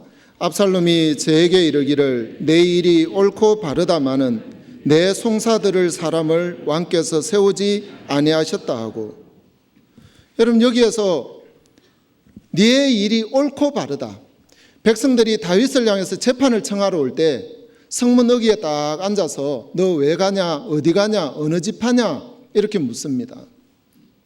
예, 제가 어느 지파에 속해 있는데 이런 일로 왕에게 재판을 청하러 갑니다. 나 너무 억울합니다 라고 이야기했을 때 이 압살롬은 야, 내가 들어봐도 너 정말 억울하겠구나. 네 말이 옳고 바르다. 네 말이 맞아. 하지만 왕 앞에 가면 네 송사를 들을 만한 재판관을 세우지 않았기 때문에 가도 소용없어. 내가 다 해결해 줄게. 그래서 성문역에 앉아서 4년에 걸쳐서 백성들이 재판하러 오는 걸 다 그렇게 네가 옳고 바르다, 네가 맞다 그렇게 해줬습니다. 그러니까 백성들의 마음이 압살롬을 좋아하기를 시작하는 겁니다. 그리고 결국에 그 4년 만에 모든 백성들의 마음이 압살롬에게 다 속해버린 겁니다. 오늘날 이 모양은 바로 사단의 모양입니다. 여러분, 사단은 우리를 향해서 네가 옳고 발라, 네가 맞아, 여러분 이런 마음을 계속 넣어줍니다. 우리가 교회 안에 있고 신앙생활을 하면서도 네가 옳고 바르다 이 마음을 가지면 늘 부딪히게 되고 불편한 마음을 가지게 됩니다. 교회를 향한 눈도 그렇습니다. 형제 자매들을 향한 눈도 그렇게 됩니다. 내가 옳고 바른데 상대는 틀려야 되잖아요. 잘못돼야 되고 그것 때문에 부딪히는 거잖아요. 여러분, 이건 압살롬이 백성들에게 한 것처럼 오늘날 이 사단이 이렇게 해서 우리의 마음을, 하나님에게로 가는 그 마음을 도둑질해 버리는 겁니다. 다윗에게로 가는 그 마음을 압살롬이 도둑질한 것처럼요. 그래서 네가 옳고 바르다는 여기에 내 마음을 자꾸 내줘 버리면 무엇이든 다 불편해지는 겁니다. 감사를 잃어버리는 겁니다. 그렇게 감사하고 그렇게 행복했던 마음이 점점 식어져 가는 겁니다. 여러분, 정말 여기에서 7절 보겠습니다. 6절입니다. 무릇 이스라엘 무리 중에 왕께 재판을 청하러 오는 자들에게 압살롬의 행함이 이 같아서 이스라엘 사람의 마음을 도적하니라. 여러분, 이스라엘의 마음을 다 도둑질해 버린 거예요. 이 시간에 사단은 우리에게, 이 마귀는 우리 마음에 옳고 바른 걸 집어넣어주고 내가 경험했던 세상의 것들을 가지고 이 교회 안에 들어오도록 만듭니다. 그래서 세상의 것으로 이 교회를 보게 만듭니다. 그리고 판단합니다. 그것 때문에 신앙생활에 힘을 잃어버리는 겁니다. 교회 안에 들어올 때는 내가 포스타라 할지라도 교회당 입구에 오면 그 별 4개 떼놓고 들어오는 겁니다. 내가 사장님이라 할지라도 저 입구에 사장님하고 떼놓고 들어오는 겁니다. 여러분, 우리 수양회 가보면 실제로 그렇습니다. 기업체 가면 존경받는 사장님이고 다른 어느 단체에 굉장히 높은 직위에 있다 할지라도 수양회 보면 그 더운 여름날에 주차 봉사하고 있습니다. 어떤 분은 화장실 청소하고 있습니다. 그것이 주님 볼 때 정말 아름다운 모습이잖아요. 다 내려놓아지는 모습. 그게 수양회 때만 되는 게 아니라 360일 우리 모두의 삶에 적용이 돼야 되는 부분들입니다. 저 역시도 마찬가지입니다. 여러분, 그 삶을 잃어버리면 이 사단에게 우리는 늘 끌려서 살게 됩니다. 그리고 나도 모르게 교회의 대적자가 되고 형제자매들을 불편하게 만드는 사람이 되어버립니다. 구원을 받았다고 해서 그렇게 안 되라고 하는 것은 없습니다. 왜냐하면 오늘 이 시간에도 이 마귀는 울며 삼킬 자를 두루 찾고 있기 때문에 그렇습니다. 여러분, 세상의 사람들은 구원을 받지 않았기 때문에 어차피 자기 편입니다. 하지만 구원받은 그리스도인들은 하나님의 편에 속해져 있기 때문에 우리 한 사람 한 사람을 넘어뜨리면 우리를 통해서 구원받을 사람이 넘어져 버리는 거고 생명을 얻지 못하기 때문에 가장 기뻐하는 겁니다. 사단의 목적은 나를 넘어뜨리는 것이 아니라 나를 통해서 전도가 되어져서 구원을 받을 사람이 있기 때문에 나를 무너뜨려 가는 겁니다. 그래서 계속해서 옳은 것을 집어넣어주고 세상의 욕망을 집어넣어주고 하나님이 아닌 다른 것으로 늘 마음을 두게 만들어버리는 겁니다. 디모데전서 6장을 보시겠습니다.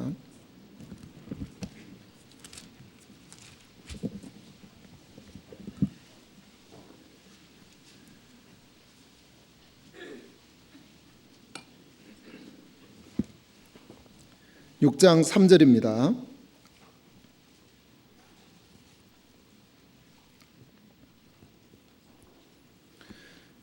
누구든지 다른 교훈을 하며 바른 말 곧 우리 주 예수 그리스도의 말씀과 경건에 관한 교훈에 창념치 아니하면, 여러분 여기에서 예수 그리스도의 말씀과 경건에 관한 교훈에 창념치 아니하면이라고 말씀합니다.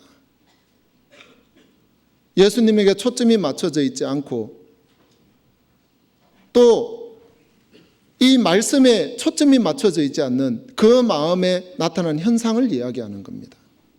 그 뒤에 4절, 저는 교만하며, 첫 번째가 교만해진다고 되어 있습니다. 마음이 높아져 버립니다. 내가 최고라고 생각해 버리고 내 판단을 옳게 여겨 버리고 그런 마음으로 흘러가게 되는 겁니다. 아무것도 알지 못하고 변론과 언쟁을 좋아하는 자니 이로써 투기와 분쟁과 해방과 악한 생각이 나며. 어떤 분이 그러시더라고요. 우리 수양회를 보고, 수양회에 가보면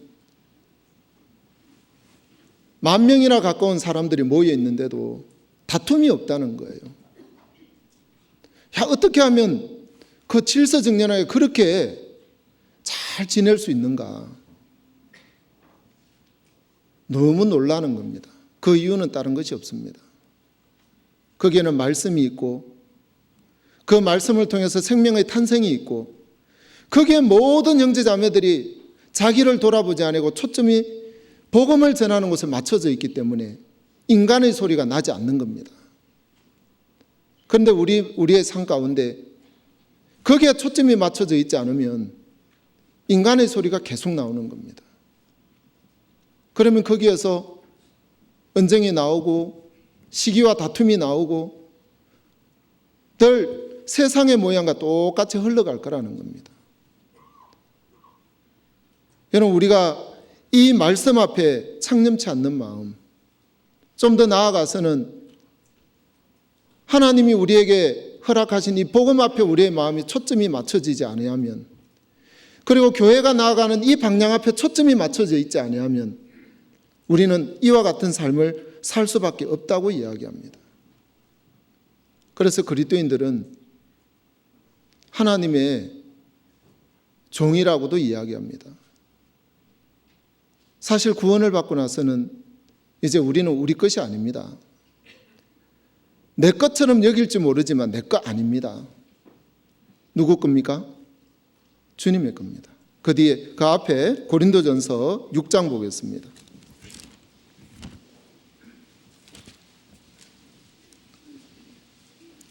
6장 20절입니다.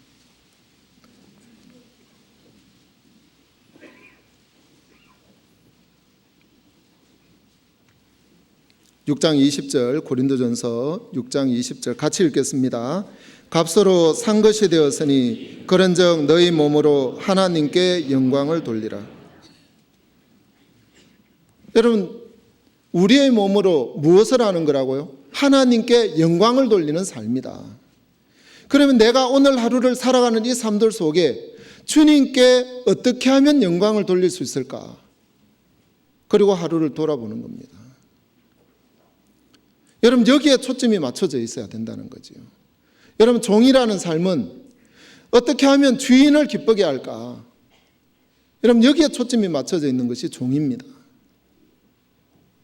내 것이 아니라는 겁니다. 그 앞에 19절 끝에 보면 너희는 너희 것이 아니라 그랬습니다.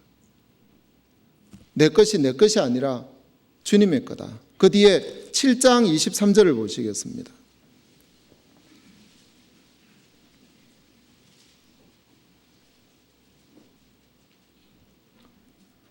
너희는 값으로 사신 것이니 사람들의 종이 되지 말라. 너희는 값으로 샀다. 어떤 값입니까? 예수님의 피와 그 몸으로 사신 그 값으로 우리는 이제 하나님의 사람이 된 겁니다. 사람들에게 종이 되지 마라. 여러분, 이건 다른 사람의 어떤 눈치를 보고 거기에 끌려서, 세상에 끌려서 살지 말라는 이야기도 포함이 됩니다. 하지만 더 좁게는 내 육체의 종까지도 되지 말라는 이야기입니다. 내가 원하는 대로 거기에 나를 내주고 살지 마라. 너는 너게 아니야 라고 이야기하는 겁니다. 출애굽기 21장에 보면 그래서 이 종은 두 종류의 종으로 나눠집니다. 출애굽기 21장에 종의 규례가 있는데 히브리 종을 사면 6년 동안 종살이 하다가 7년에 이제 자유자가 되는 겁니다. 그런데 내가 주인에게 받은 사랑이 너무 큰 겁니다. 이 주인의 사랑이 너무너무 커서 나 7년째가 돼도 자유하지 않겠습니다. 그리고 주인께서 내게 허락한 이 아내도 있고 내 자식도 있는데 이 주인이 주신 모든 은혜를 두고 내가 어디를 떠나겠습니까? 이 마음을 가진 종이 있는 겁니다. 6년이 끝나고 7년째 나는 자유하겠노라 하는 이 종은 빨리 7년째가 되기를 기다릴 겁니다. 한시적인 종이잖아요. 이것만 끝나면 나 자유해진다. 이것만 끝이 나면 이제 저 보기 싫은 주인하고 더 이상 안 살아도 돼. 여러분, 하나님 안에 그렇게 사십니까? 아니죠? 너무너무 감사하고 내게 주신 은혜가 너무너무 감사하고 너무너무 우리는 이 감사에 항상 젖어 살 수 있는 조건이 되는 겁니다. 그런데 7년째가 되면 자유로워지는 이 종은 시간만 계속 기다리기 때문에 모든 게 불편한 겁니다. 주인이 시켜도 그래, 조금만 참자, 조금만. 여러분, 이 같은 마음은 세상 살기 힘든데 빨리 천국 안 오나? 주님 빨리 안 오나? 여러분, 주님을 기다리는 것도 두 종류입니다. 정말 주님의 사랑이 너무너무 그립고 그 사랑을 품에 빨리 안기고 싶어서 주님 빨리 오시옵소서 하는 분이 있고, 아니면 이 육체에 속한 이 모든 것들이 불편하고 복음을 전하는 이게 부담스럽고 주의 일을 하는 게 부담스러워서 빨리 예수님 왔으면 좋겠다 이렇게 하는 분들이 있을 거라는 거지요. 빨리 왔으면 좋겠다. 내 육체가 불편해서. 이분은 7년이 되면 자유로워지는 이 종과 똑같습니다. 하지만 사랑에 취해 있는 이 종은 규례가 있습니다. 출애굽기 21장 한번 찾겠습니다.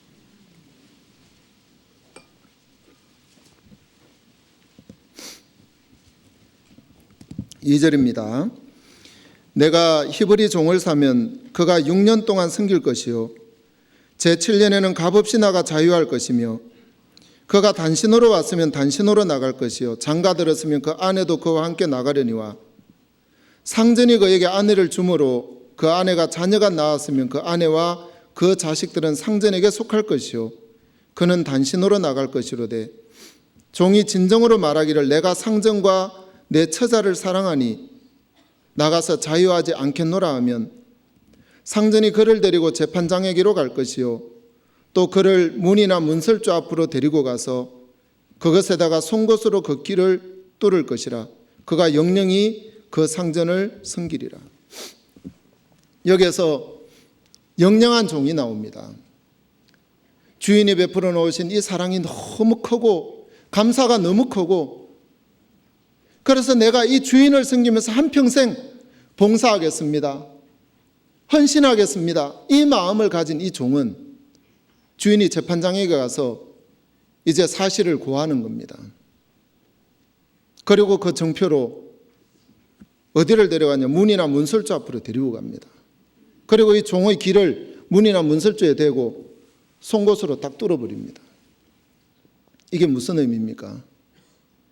주인의 음성은 이 문을 타고 넘어옵니다.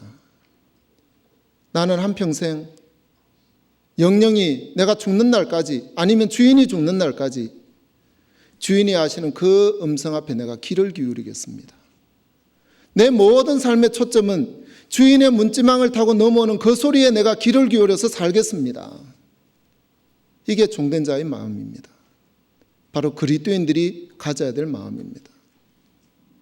내 마음을 품고 사는 게 아니라 주님의 마음이 어떠한가, 교회의 뜻과 계획은 어떠한가, 여기에 내 마음의 귀를 기울이는 겁니다. 하지만 그 반대로 7년에 대해서 자유로워질 이 종은 주인의 음성 관심 없습니다. 그냥 대충 하고 시간 빨리 지나가길 바랍니다. 이 사람의 마음에는 감사가 채워지지 않습니다. 감사가 없기 때문에 즐거움도 없습니다. 늘 고되게 힘든 일만 하는 그런 종만 되지, 기쁨에 넘쳐서 어떤 일을 할지라도 감사로 채워지지는 않는다는 겁니다. 우리가 주의 일을 해도 그렇습니다. 주님의 일들이 너무 감사하고 나를 구원해 주신 그 주님과 아우러 이 몸된 교회가 너무 감사하고 나 같은 자를 이곳에 두게 하신 이 주님이 너무 감사해서 오늘도 이 교회의 초점은 어디에 있는지, 교회의 방향은 어디로 가고 있는지, 여러분 여기에 귀를 기울이는 그 종이 있고, 아니면 교회가 집회를 내도 관심 없고 뭐 다른 봉사를 내도 아이고 하시는가 보다, 아이고 힘드시겠어요, 그러고 끝나버리고, 여러분 그런 마음들을 가지게 된다는 겁니다. 왜요? 영영한 종이 되지 않으니까요. 하지만 우리는 주님 안에서 보면 영원한 종입니다. 영영한 종입니다. 여러분 귀가 안 뚫렸으면 마음의 귀를 이 시간에 뚫는 겁니다. 이제 주인의 음성을, 그 문을 타고 넘어오는 그 주인의 음성을 들을 귀를 뚫는 겁니다. 마음에서요. 여러분 교회를 향해서 들려오는 그 주님의 음성에 우리는 마음의 귀를 뚫어야 되는 겁니다. 여러분 제사장이 위임식 제사장이 될 때에 아론과 그 아들에게 위임식 제사법 중에서 한 가지가 수양의 피를 오른쪽 귀에다가, 그리고 엄지손가락에, 엄지발가락에 바릅니다. 그건 역시 같은 이야기입니다. 여러분 모든 초점이 이제는 이 하나님을 섬기는 데만 내 모든 걸 드리겠습니다. 내가 듣는 거, 내가 손으로 잡고 움직이는 이거 주를 위해서 쓰겠습니다.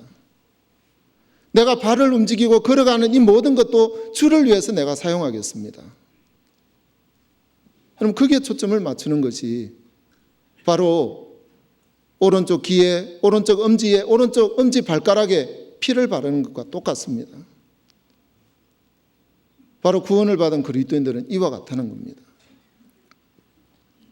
고린도전서 4장 보시겠습니다.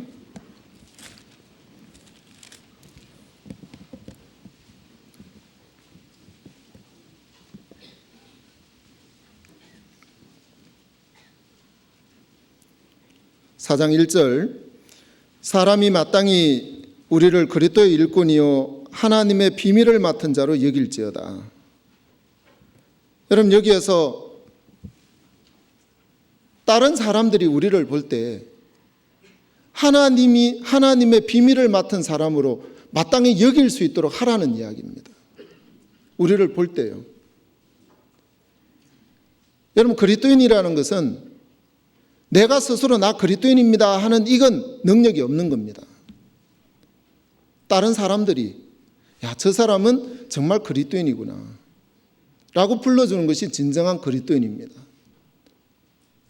야, 저 사람은 예수님을 확실하게 믿는 거구나, 그렇게 인정해 줘야 정상이라는 겁니다. 그래서 사람이 마땅히 우리를 그리스도의 일꾼이요 하나님의 비밀을 맡은 자로 여길지어다. 여기서 여길지어다는 여기게 하라는 겁니다. 사람들이요.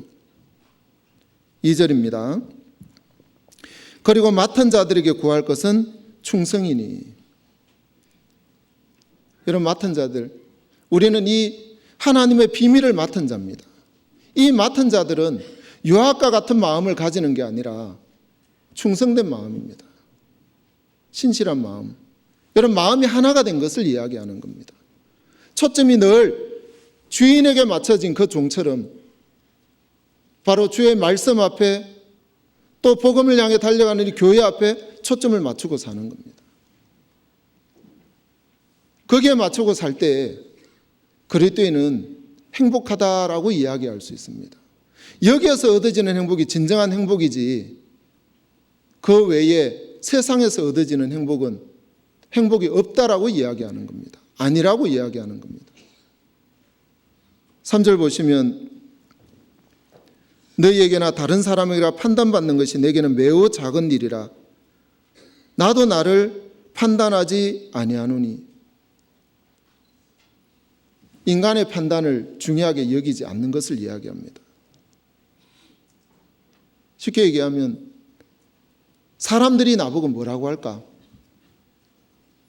사람들이 어떻게 볼까? 사람들이 나보고 이런 평가하지 않을까? 여러분, 그것 중요하지 않다는 이야기입니다. 하나님 앞에 하나님이 지금 나를 보시면 어떨까? 하나님이 나를 보시면 어떤 마음을 가지실까? 여러분, 거기에 초점을 맞추는 거라고 말씀하는 겁니다. 4절, 내가 자책할 아무것도 깨닫지 못하나 그러나 이를 인하여 어렵담을 얻지 못하노라. 다만 나를 판단하실 이는 주시니라. 여러분, 여기에서 사람의 판단이 아니라 나를 판단하실 분은 주님이시다. 그것을 말씀하고 있습니다. 5절, 그러므로 때가 이르기 전 곧 주께서 오시기까지 아무것도 판단치 말라. 그가 어둠에 감추인 것들을 드러내고 마음의 뜻을 나타내시리니 그때 각 사람에게 하나님께로부터 칭찬이 있으리라. 여기서 마음의 뜻을 나타낸다, 이건 마음의 의도를 드러낸다는 뜻입니다. 마음의 의도. 여러분, 우리가 가지고 있는 이 마음의 의도, 마음의 품은 뜻, 이것들을 하나님이 다 드러낼 거라고 말씀하는 겁니다. 그래서 어떤 사람들은 칭찬을 받는 사람이 있을 거고 어떤 사람들은 부끄러움을 당하는 사람들이 있을 거라는 거죠.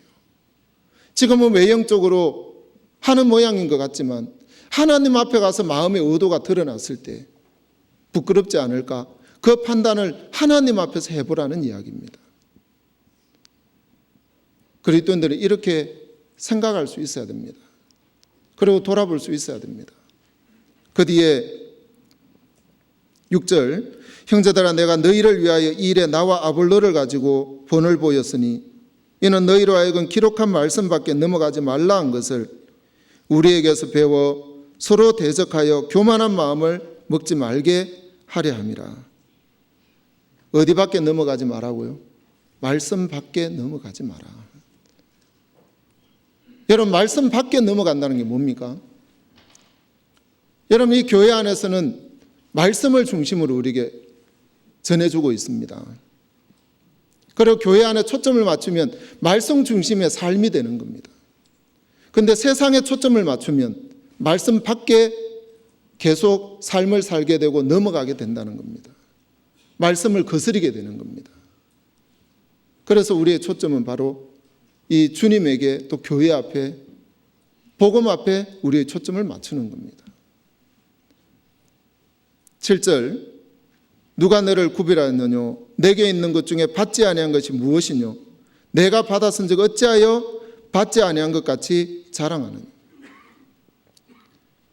여러분, 우리가 누리고 있는 그 모든 것, 구원부터 시작해서 우리의 모든 삶이 주님의 거라는 겁니다.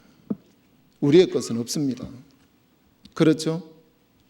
여러분, 내 거라고 생각하면 주님 앞에 물질을 드려도 인색하게 됩니다. 늘 계산해야 되고요. 주님이 주신 거지만 연보통 앞에 오면 마음이 작아집니다. 왜 그렇습니까? 내 거라고 생각하니까요. 여러분, 사실 내 육체의 모든 것들이 주님의 거고 내게 속한 모든 것이 주님의 건데 주님이 다 달라고 한 것도 아니에요. 너 마음을 나타내라. 여러분, 우리는 주님 앞에 정말 감사가 되면 그 감사함으로 드릴 수 있는 겁니다. 하나님은 그렇게 하라는 겁니다. 우리가 주님의 것으로 다 채워진 인생입니다. 여러분, 시간 내가 드린다 할지라도 사실은 이 시간도 주님이 허락한 시간이고 내가 봉사를 하는 이 육체를 드려도 주님이 우리에게 허락하신 겁니다. 내 것이 아니라는 거죠. 그리고 나서 내가 물질을 드리고 내 시간을 드리고 또 내 육체에 봉사를 한다 할지라도 그것이 끝나고 나면 나는 없습니다. 내가 한 것이 아니라 내 안에 사시는 그리스도께서 나로 하여금 하게 하셨습니다. 저는 아닙니다. 주님께서 은혜를 베풀어 주셨습니다. 늘 주님 앞에 감사와 영광을 돌릴 수 있는 삶, 이것이 그리스도인들만이 누릴 수 있는 특권이고 행복입니다. 이것을 우리는 자랑할 수 있습니다.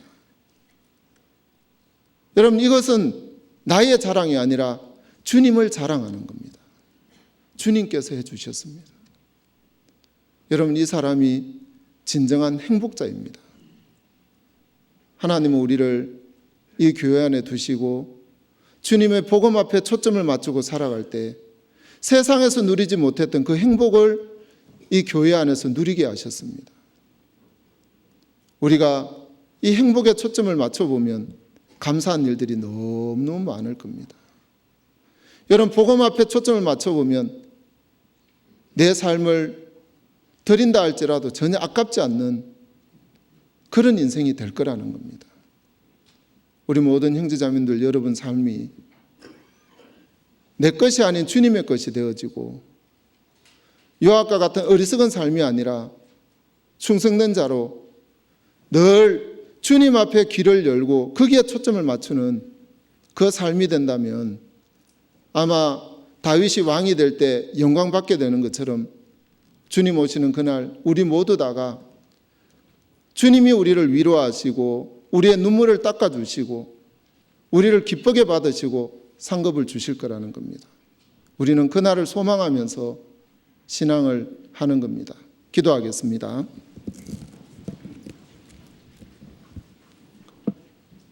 하나님 아버지, 감사와 영광을 돌립니다. 우리에게 끊임없는 어리석음을 깨우쳐 주셔서 우리가 사단에게 속지 아니하고 주님 안에 속해서 바른 신앙을 할 수 있도록 인도해 주시고 우리가 늘 하나님의 종으로서 참된 사랑을 느끼는 그 종의 삶을 살게 해주셔서 무엇이든 주님 앞에 감사하고 영광을 돌릴 수 있도록 은혜를 베풀어 주시길 부탁을 드립니다. 우리가 복음을 전하는 모든 부분 앞에 초점을 맞추고 또 교회가 복음을 향해서 달려나가는 그 마음 앞에 내 마음을 버리고 마음껏 함께 동참할 수 있고 주님 앞에 내 모든 걸 드릴 수 있도록 주님 은총을 베풀어 주시길 부탁을 드립니다. 이 시간을 허락해 주신 주님 앞에 감사와 영광을 돌리며 살아계신 우리 주 예수 그리스도의 이름으로 기도드렸습니다. 아멘.